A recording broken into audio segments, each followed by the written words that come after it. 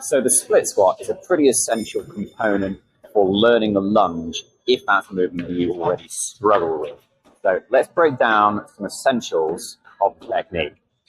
Finding your stance. Initially, you're on a good distance with your body weight halfway between the 2 feet. Very importantly, we always stay raised on the toes of that back foot.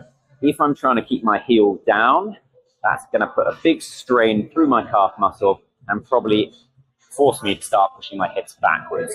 So the very first thing I do is raise up onto those toes, like so. Then, what I'm aiming to do is drive this knee straight down while keeping my body tall, just like so. The front knee will travel forwards, back knee will travel straight down. I will stay on the balls of my toes, the back leg, and a flat foot at the front. If that range of motion is uncomfortable, if you feel a big strain here, something that you can do is add in a cushion underneath your knee. So,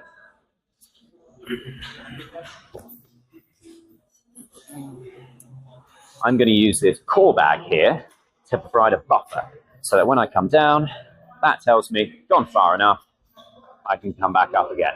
Great option if you are somebody who's not very adept at lunges yet, who's a bit cautious about going too far down, or has existing knee pain. So you can build that short range of motion there. If you feel unbalanced, use a stick. Hold it in the opposite side to the leg that's in front, because that's the way you're probably going to feel like you will fall. You combine the two. That can be your starting point, and work on that motion up until you feel you can get rid of that buffer point. Take yourself further down like that until again you're ready to dispose of the assistance and you can perform your movement fully like so. Once you've mastered those, you can add load to it and then start moving towards the lunges where we actually step in and out of the position. Dumbbell split squat sets up the same as our regular split squat, pair of dumbbells held either side. Descend, control, come back up again. Once you've completed the reps on one side, change your leading leg, set up on the other side, and repeat.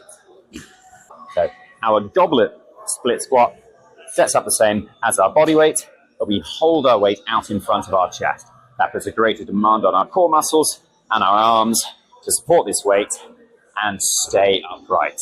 So if that is a problem you usually find, that you lean too far forwards as you lunge, this can be a great sort of counter to that by reinforcing the need to stay upright so you don't get pulled forward by the weight. The bodyweight reverse lunge has us step backwards into position. Hands in front or by your sides, whatever helps you feel balanced. Take a step back into position, come down, step back up so they match. You'll repeat that for every rep you've been prescribed on the same leg up until you've completed your repetitions, and then change over.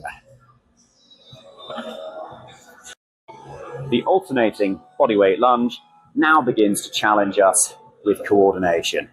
We're going to step back with one and then the other.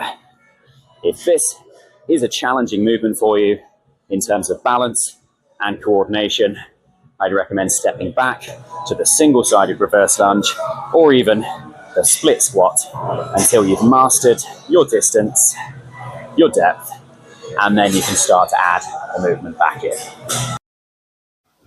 And then, in order to progress, we can of course begin to load our reverse lunges, as I'm demonstrating here, with a dumbbell in each hand, forming that backward step.